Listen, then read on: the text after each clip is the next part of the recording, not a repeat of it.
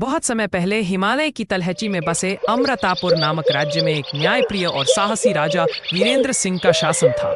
वह अपने लोगों से बहुत प्रेम करता था। उसके शासन में ना कोई भूखा सोता था, ना कोई बेघर था। राज्य में समृद्धि और खुशहाली थी। राजा वीरेंद्र की रानी चांदनी देवी अपनी सुंदरता ही नहीं बल्कि अपनी बुद्धि और करुणा के लिए भी प्रसिद्ध थी। लोग उन्हें मां समान मानते थे। दोनों एक दूसरे के बिना अधूरे थे, जैसे सूरज और चांद। एक दिन राजा को खबर मिली कि पड़ोसी राज्य कुरुंदर का क्रूर राजा भानुराज उनकी सीमाओं पर हमला करने की तैयारी कर रहा है। उसके सैनिक सीमाओं के पास डेरा डाल चुके थे। राजा वीरेंद्र ने अपने सेनापति से कहा, हम लड़ेंगे पर पहले शांति से समाधान खोजेंगे। युद्ध में जीत भले मिल जाए पर खून बहता है अपने लोगों का। रानी चांदनी ने भी कहा, युद्ध से पहले संवाद हमेशा श्रेष्ठ होता है। अगले दिन राजा वीरेंद्र ने भानुराज को संदेश भेजा, हम शत्रु नहीं पड़ोसी हैं। अगर कुछ शिकायत है तो आकर बताइए, हम बात से हल निकालेंगे। लेकिन भानुराज अभिमानी था।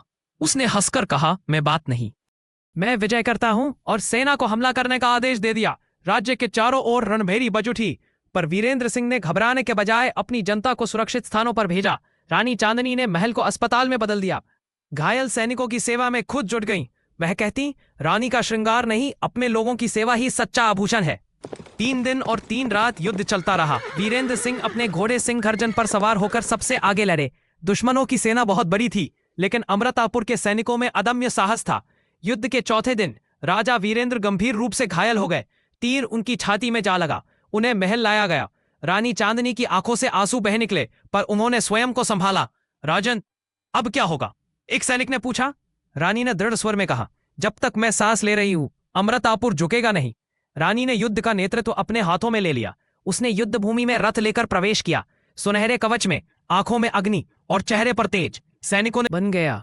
रानी ने न केवल सेना को प्रेरित किया बल्कि अपनी रणनीति से दुश्मन की सेना को घाटी में फंसाया। भानुराज का अभिमान चूर हो गया। उसे बंदी बना लिया गया। रानी ने उसे दंड देने के बजाय कहा, राजा भानुराज, युद्ध से कोई नहीं जीतता। जीत तो तब होती है जब दोनों राज्य शांति से जीते हैं। लौट जाइए और अपने लोगों की सेवा कीजिए। भानुराज की आंखों में लज्जा थी। उसने रानी के चरणों में सिर झुका दिया और कहा, आप सच्ची रानी हैं, जिसने तलवार से नहीं दया से विजय पाई। कुछ ही दिनों में राजा वीरेंद्र स्वस्थ हुए।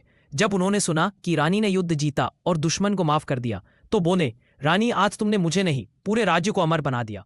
अमृतापुर फिर से हंसी खुशी में डूब गया। राजा और रानी ने राज्य की सीमाओं पर शांति का संधि स्तंभ बनवाया, जिस पर लिखा था, जहां करुणा है वही सच्ची शक्ति है। साल बीतते गए। अमृतापुर समृद्धि का प्रतीक बन गया।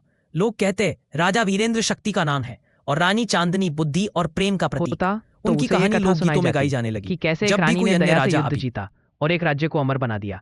कहते हैं, जब राजा वीरेंद्र और रानी चांदनी बहुत वृद्ध हुए तो उन्होंने राजपाट अपने पुत्र को सौंप दिया और जंगल में एक शांत आश्रम में रहने लगे।